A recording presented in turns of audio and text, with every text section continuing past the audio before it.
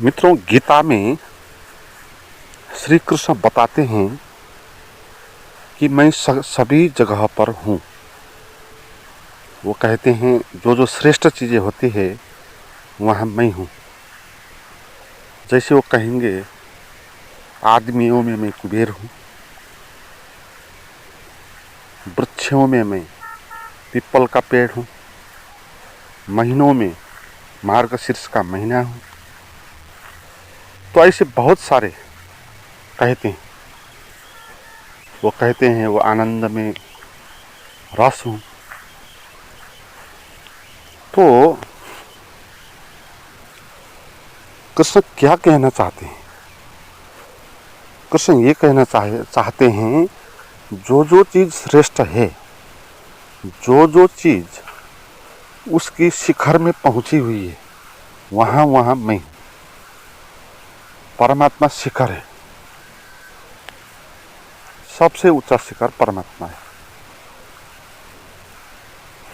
और फिर पृथ्वी में ब्रह्मांड में जो जो शिखर दिखाई देंगे, बहुत आयामों का शिखर, ऊंचाई का शिखर, कोई पहाड़ हो सकता है, भावों का शिखर, कोई प्रेम हो सकता है, क्रोध का होना भी अगर पूर्ण हो गया तो वहाँ भी वो होते हैं।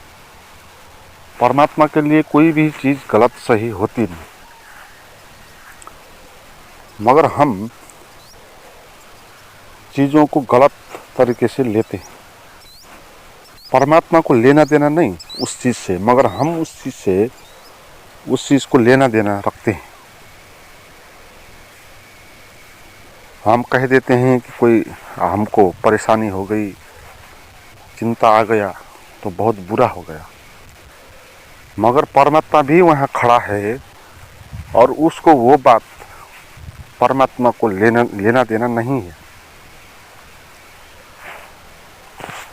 आपने व्याख्या की और आपने पीड़ा का अनुभव किया, परमात्मा ने व्याख्या नहीं किया, उसको जैसा है वैसा रहने दिया। तो कुछ भी चीज़ अगर पूर्ण हो जाएगी तो वो परमात्मा हो जाएगी। कुछ भी चीज़ अगर फट जाएगा तो शून्य में लीन हो जाएगा। तो क्रोध भी अगर आपकी 100 डिग्री पर पहुंच गए तो वो फट जाएगी। इसलिए क्रोध का होना भी बुरा नहीं है, मगर हम क्रोध को व्याख्या करेंगे, उसको बुरा कहेंगे तो फिर उससे पीड़ित हो जाएंगे। मगर व्याख्या के कारण क्रोध बुरा हुआ, अस्तित्व के कारण क्रोध गलत नहीं हुआ। परमात्मा के लिए क्रोध गलत नहीं हुआ, क्योंकि शरीर को बचाने के लिए क्रोध होना चाहिए। क्रोध नहीं होगा तो आप कुछ करोगे नहीं, कुछ खाओगे नहीं, फिर नहीं खाओगे तो आपका शरीर भूखा मर जाएगा। तो इसलिए आपको खाना पड़ेगा, खाने के लिए आपको क्रोध होना पड़ेगा।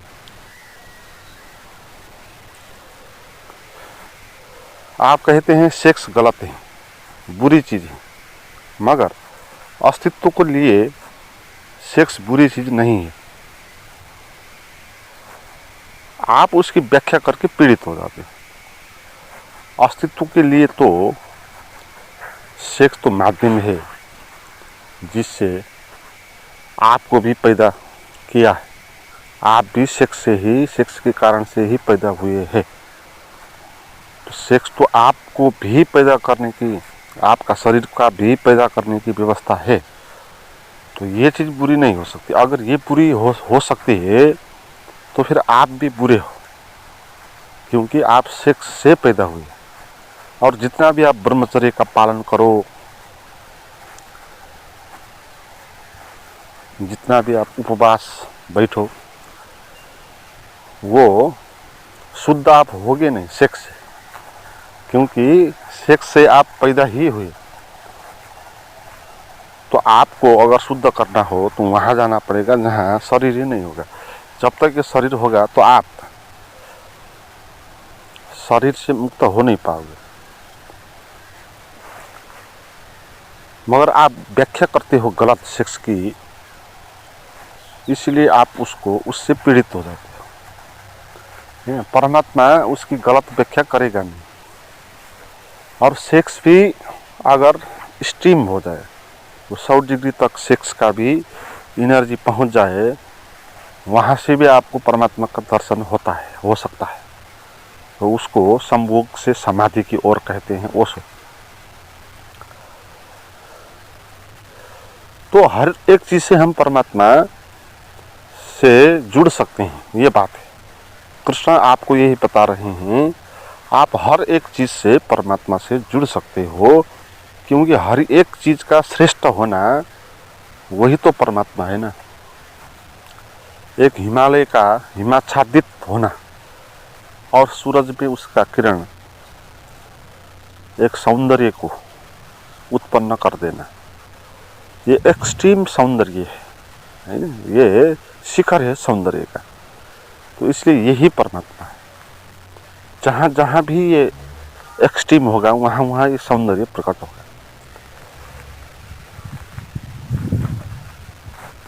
तो आदमियों में भी कहते हैं कि वो कुबेर हैं। कुबेर का ये अर्थ है जो जितना धनी हो सकता है। कुबेर का सिंबल ये है, कुबेर धनी आदमी है, सबसे धनी कहते हैं, जिसके पास सबसे ज़्यादा हीरा जवाहरात बहुमूल्य धातुएं जिसके पास है। उस वक्त पैसे का जमाना तो नहीं होता होगा, तो हीरे जवाहरात जिसके पास ज़्यादा हो जाए वही धनी हो जाएगा।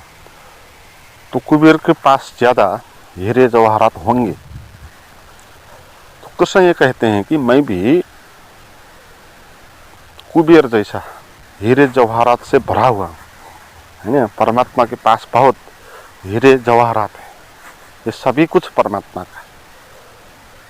तो बाहर का जो हीरा है वो हीरा भी असल में परमात्मा का ही है। कोई आदमी उसको मान ले कि मेरा है, कोई कुबेर मान ले तो मेरा है, मगर है तो वो परमात्मा का है। तो परमात्मा है कुबेर जैसा, जिसके पास बहुत सौंदर्य है। और मूल्य का अर्थ सौंदर्य ही होता है, मोनी का अर्थ सौंदर्य होता है, ब्यूटी। क्योंकि लोग केवल पेट के लिए ही नहीं जीते।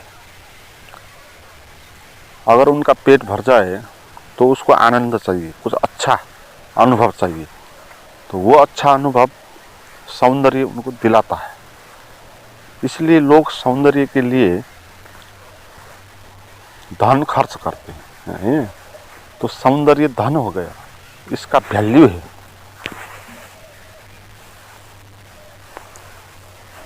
तो परमात्मा का अर्थ यही है जिसका ये सभी कुछ है। जो दिखाई पड़ता है वो भी, जो दिखाई नहीं पड़ता वो भी। और दिखाई नहीं पड़ता कितना ज़्यादा हो सकता है हम उसका अनुमान भी नहीं कर सकते। तो परमात्मा है उतना बड़ा, इसलिए कहते हैं मैं कुबेर हूँ। महीनों में कहेंगे मार्गशीर्ष का महीना, न ठंडी न गर्मी, आनंद, धार्मिक भाव है ना। मार्ग के महीने में धार्मिक भाव होते हैं, सबसे ज़्यादा धार्मिक महीना है।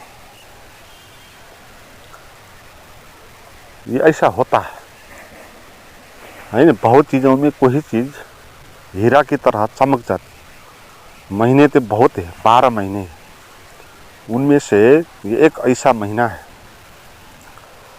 जहाँ लोग पवित्रता का अनुभव करते हैं, धार्मिकता का अनुभव करते हैं। वो विभिन्न अनुष्ठान करते हैं, स्नान करते हैं, इस महीने पूजा पाठ करते हैं, शादी भी इसी महीने ज़्यादा करते हैं। तो श्रेष्ठ महीना है, ये शिखर है, महीनाओं का शिखर है। तो कहेंगे इसलिए मैं मार्गशीर्ष का महीना हूँ।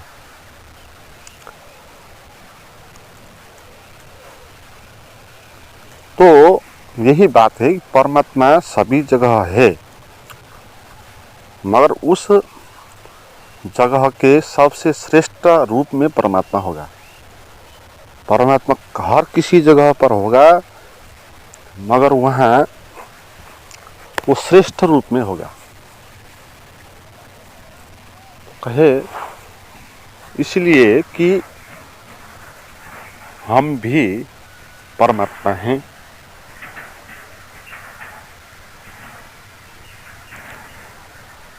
किसी भी चीज में परमात्मा अगर होता है तो जो हम हैं उसमें भी परमात्मा होगा। तो ये समझने की बात है, मगर इस तरह हम समझते नहीं। हम इस तरह सोचते हैं कि हाँ परमात्मा तो होगा और उसके पास होगा और उसने जाना होगा, तो मेरे पास तो कैसे होगा, मैं तो कैसे जान पाऊंगी, इस तरह सोचते हैं और परमात्मा से अपना रिश्ता कट कर देते हैं। परमात्मा से हम अपना रिश्ता कट कर देते हैं, ये बोल के कि मुझे भी क्या मिलेगा, मैं तो अभी तैयार भी नहीं, मैं तो पापों का घड़ा हूँ, इत्यादि कुछ भी सोच के है वो परमात्मा से मिल नहीं पाया। जहाँ परमात्मा का द्वार खुला था, अगर वो चाहे तो उस द्वार में प्रवेश कर सकता था, मगर अपने को अपात्र मान के हम वापस चले जाते हैं। और हम अपने को क्यों अपात्र मानते हैं? क्योंकि हम अपना अहंकार बचाना चाहते हैं। वो तरकीब है अहंकार को बचाने, मगर वास्तविकता ये है कि आप जो भी होंगे, चाहे बुरे चाहे अच्छे, तो आप में भी परमात्मा होगा। सभी जगह पर होता है। तो आप बुरे में है, बुरे में भी परमात्मा होगा, अच्छे में है, अच्छे में भी परमात्मा होगा। तो इसका अनुभव करना है, तो होता है कि नहीं होता है हम में परमात्मा, है ना? इसका आविष्कार करना है। यही अध्यात्म है, यही संत का पथ है। तपस्या करना, भूख इत्यादि उपवास करना,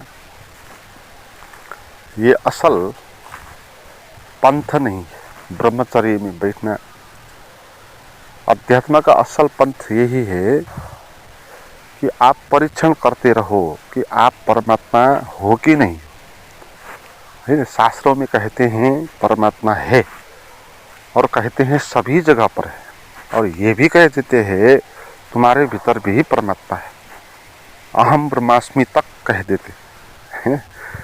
तो कहने में कुछ भी बचाया नहीं है, फिर भी हमको बहुत शंका है ना? फिर भी हमको हमारी प्यास कभी बुझती नहीं, मगर हम इसमें कभी परीक्षण नहीं करते ना। इसमें खुद को परीक्षण करना चाहिए। खुद का प्यास मिटाने के लिए खुद के भीतर ही वो सागर का स्रोत आपको खोजना होगा। वही आपके भीतर का सागर का स्रोत ही आपका प्यास मिटाएगा।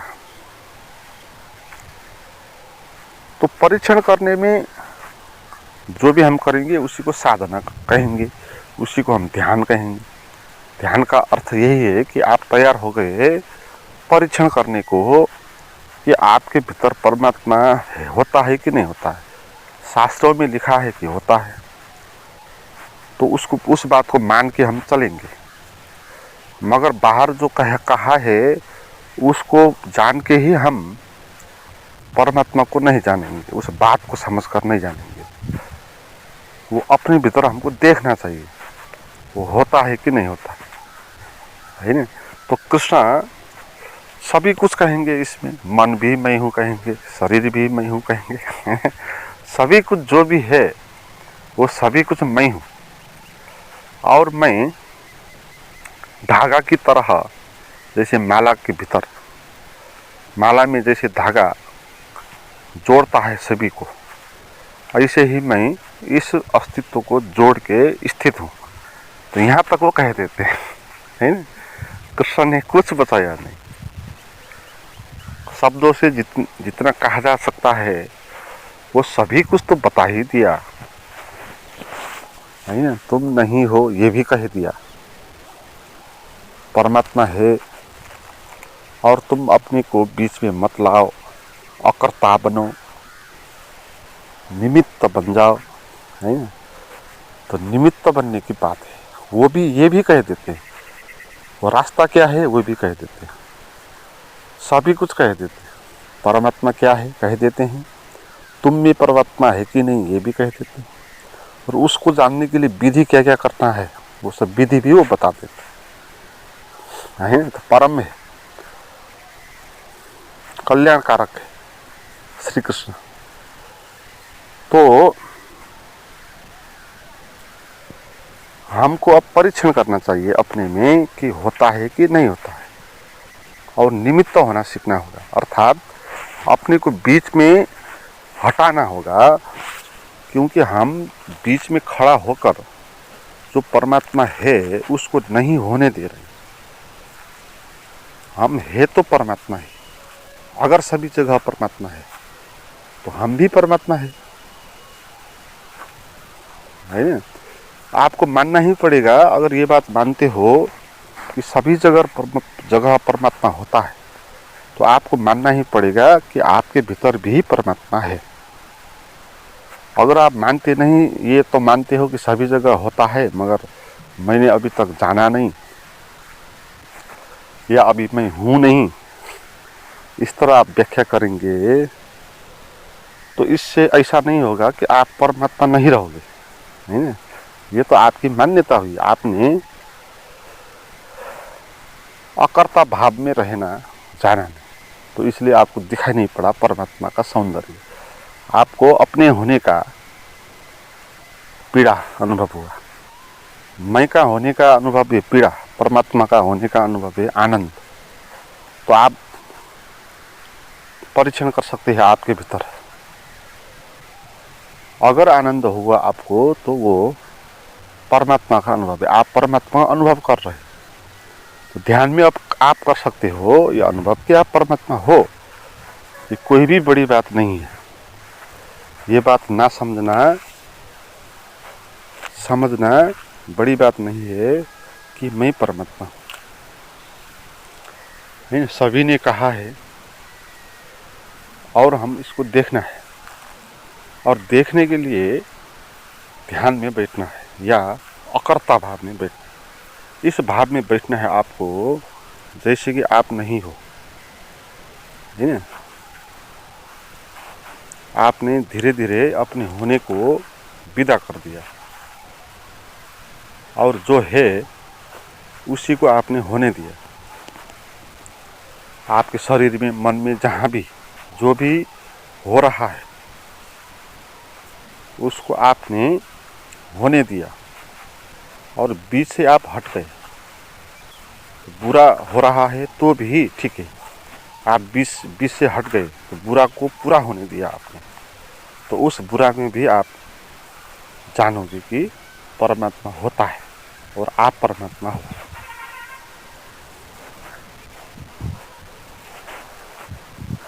तो कृष्ण की बात हमको परमात्मा का अनुभव करवा सकती है अगर हम समझे इसको और प्रयोग करें तो। दिक्कत इसमें यही होगी प्रयोग में कि हमारे पास एक आदत पड़ गई, ये आदत कि हम अपने को हीनता बोध से देखते हैं। हम अपने को एक कमजोर सा, एक पापी सा या एक असक्षम सा, इस तरह हम अपने को सोचते हैं। सोचते हैं, रियलिटी नहीं है। रियलिटी तो आप परमात्मा हो। तो आप परमात्मा हो तो आप चिंतित भी नहीं हो सकते, रुग्ण भी नहीं हो सकते, आप तो श्रेष्ठ होंगे ना हर दिशा में। तो उस तरह के आप होंगे। मगर आप अपने को रुग्ण सा, क्षुद्र सा अनुभव कर रहे हैं, तो नजरिया बदलना है और देखना है अपना सौंदर्य। सौंदर्य देखने के लिए भी वो आँख आवश्यक होती है। सभी लोग सौंदर्य का पहचान करेंगे नहीं। आप किसी पहाड़ों पर घूमने गए हो तो आप कितना अच्छा सौंदर्य वहाँ पर दिखेंगे, मगर जो लोग वहाँ रह रहे हैं उनको कुछ भी चीज़ें सौंदर्यपूर्ण लगेगी नहीं, है ना। तो अभी हमको अपने भीतर कुछ भी सौंदर्य लगता नहीं, क्योंकि हम सदा से खुद के साथ है, शरीर के साथ है, इसलिए हम भूल गए इसका सौंदर्य देखना।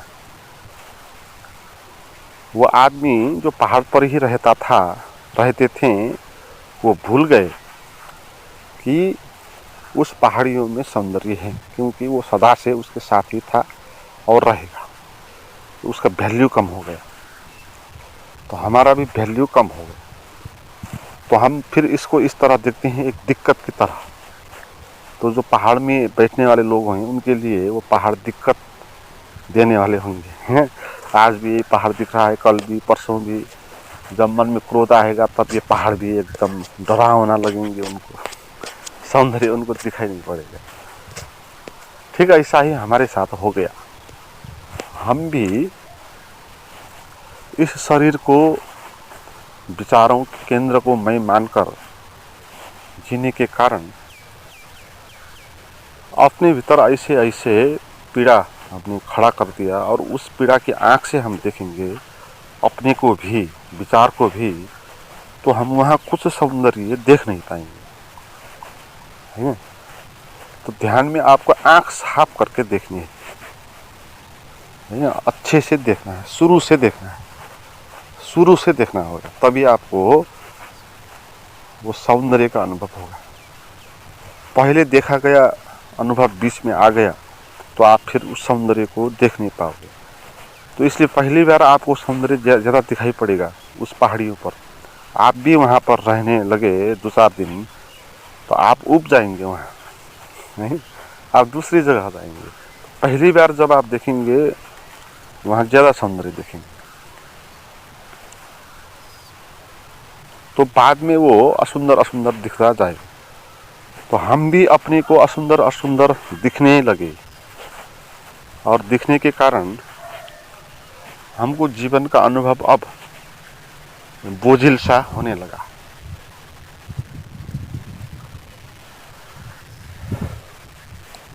तो इस तरह देखना चाहिए कि मैं बीच में आऊँगा नहीं, जो भी अनुभव हैं सब परमात्मा के ही अनुभव हैं, और ये सच भी है, बात झूठ बात नहीं है।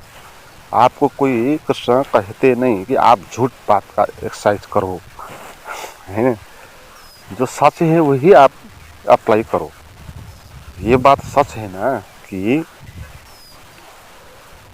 हम होते नहीं है, अस्तित्व होता है। जैसे शरीर है, हम इस शरीर को मैं कहते हैं, मगर ये शरीर तो बहुत चीज़ों से बना है ना। ये तो मिट्टी से, आकाश से, वायु से ये शरीर बना है। तो आपका पर्सनल ये है नहीं है, ये पर्सनल हो नहीं सकता, क्योंकि इसी पृथ्वी पर ये चलेगा जिस पृथ्वी पर बहुत सारे लोग चल रहे हैं, और यहीं का ऑक्सीजन वो भी लेगा जो और लोग जहाँ से ले रहे हैं। तो सब लोग मिले हुए हैं, जुड़े हुए हैं, पर्सनल कोई भी नहीं।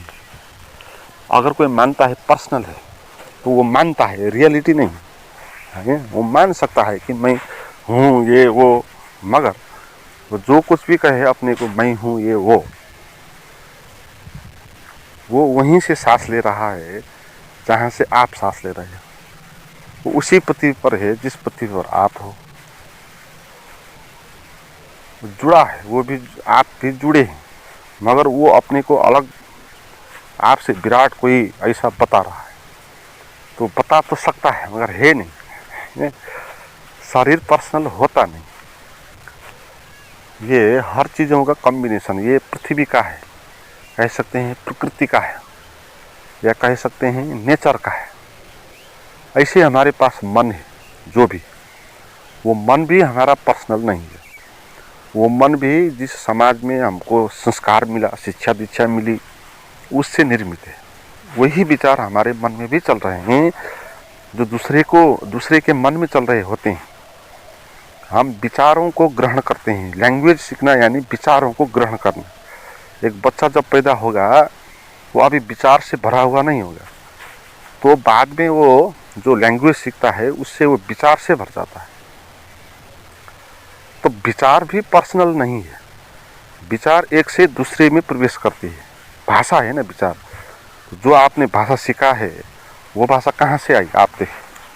वो भाषा आपके समाज से आई। आप महाराष्ट्रीय भाषा बोलते हो और आपको नेपाली भाषा आती नहीं, तो इसका अर्थ ये है कि आप उस समाज में जो विचार की व्यवस्था है वहाँ आप हुर्के बढ़े, तो उस भाषा को आप ज्ञान हो गया, ग्रहण कर लिया। इस भाषा का आपने किया नहीं, तो विचार ऐसे ही बाहर से ग्रहण होता है। अगर आप इस भाषा को सीखना चाहोगे तो यहाँ इसका प्रैक्टिस करके इन विचारों से भर के आप ये भाषा भी सीख सकते हो, ये विचार भी ग्रहण कर सकते हो।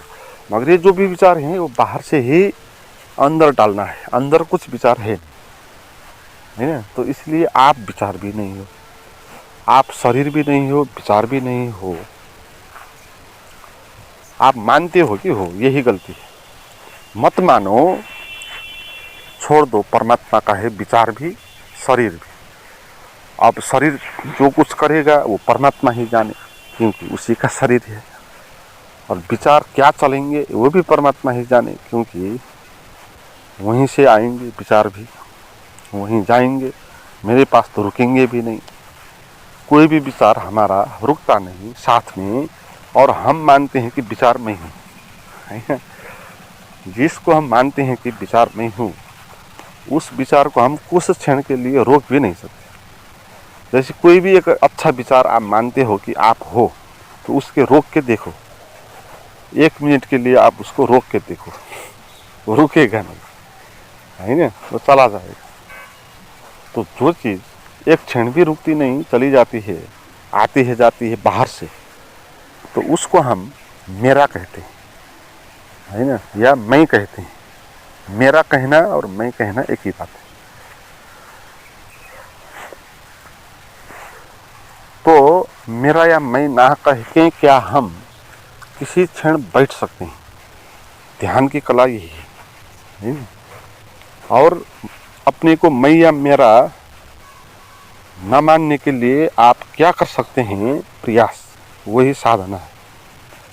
तो उस साधना में बैठ के फिर देखना है कि आप परमात्मा हो कि नहीं, है ना? अगर आप वहाँ देखोगे, परमात्मा का अनुभव आपको हो ही जाएगा, अगर है तो। अगर नहीं है, बनी बनाऊ बात है, ऐसे ही लोग कहते हैं। कोई व्यापार के लिए कहता है, कोई संस्कृति के लिए करता है, कोई झूठ की खेती कर रहा है, तो पॉलिटिक्स कर रहा है कोई। तो इस तरह कह रहे हैं लोग। असल में कुछ होता नहीं। हम परमात्मा होते नहीं। ये बात सब झूठ है। ये भी आपको पता चल जाएगी अगर परमात्मा नहीं होता तो, है। आपको परमात्मा मानना भी नहीं पड़ेगा, ना मानना भी नहीं पड़ेगा। आपको परीक्षण करना होगा, होता है। अगर होता है तो आपको ऐसा अनुभव होगा कि इम्पर्सनल, जैसे कि आप नहीं हो, है ना। आप पर्सनल कोई अनुभव आपको नहीं होगा, आपका निजी कोई अनुभव आपको होगा नहीं, तो आप इम्पर्सनल हो गए, इम्पर्सनल हो गए। तो पर्सनल अनुभव जहाँ तक होगा हमको, वहाँ तक हम कर्ता भाव में हैं। जब लगने लगेगा कि जो अनुभव हो रहा है ये मेरा नहीं, पर्सनल, ये कॉमन है ना, ये अस्तित्व का है या परमात्मा का है, तो इस तरह आपको अनुभव होगा। जब तब ये बात प्रमाणित हो गई कि आप परमात्मा हो, है ना। आपको ऐसा लगना चाहिए, अगर लगता है, कभी लगा होगा, पहले भी लगा है तो भी बात प्रमाणित तो हो जाती। आपको पहले भी कभी ऐसा अनुभव हुआ हो अगर, कि आपने खुद को इस तरह अनुभव किया जैसे कि आप नहीं हो, है ना। ये अनुभव आपको बहुत बार हुए होंगे। तो उसमें आप देखें, आप इम्पर्सनल हो गए थे, तो वहाँ फिर परमात्मा हो गया था, परमात्मा होने का प्रमाण मिल गया था। आप परमात्मा हो इस बात का प्रमाण ऑलरेडी मिल चुका है, मिल रहा है। अभी भी ये प्रमाण जो बाहर जो भी दिखाई पड़ता है, तो इसी बात का प्रमाण देते हैं कि आप कुछ पर्सनल आदमी नहीं हो, कुछ मैं जैसा अलग नहीं हो।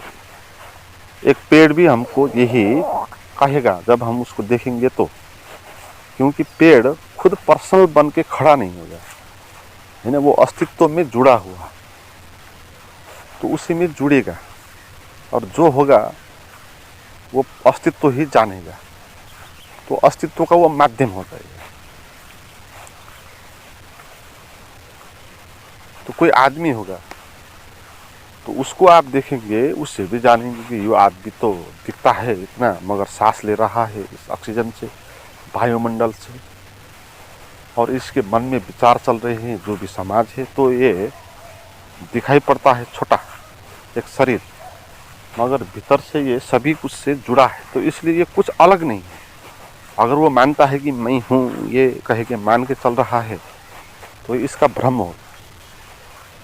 उसको तो परमात्मा होकर जीना होगा ना। अगर हम परमात्मा हैं तो परमात्मा होकर जीना है।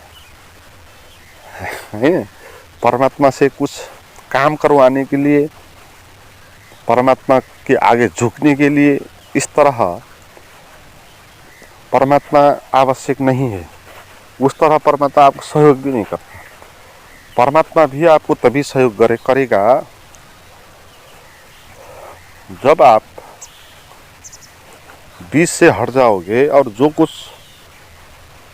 होना चाहिए उसको होने देंगे, बीच में नहीं आएंगे। आप चल रहे हो तो चलने देंगे, शरीर को विचार चल रहे हैं मन में तो उसको भी चलने देंगे, मगर भीतर आप जानते रहेंगे कि मैं अनंतता का एक अनुभव हूँ, है। मैं तो एक शून्य का सागर हूँ। इस तरह भीतर आपको बोध होता रहेगा, और यही परमात्मा होने का प्रमाण है। और यहीं पर कृष्ण की गीता सफल हो जाती है, शून्य से नहीं होती।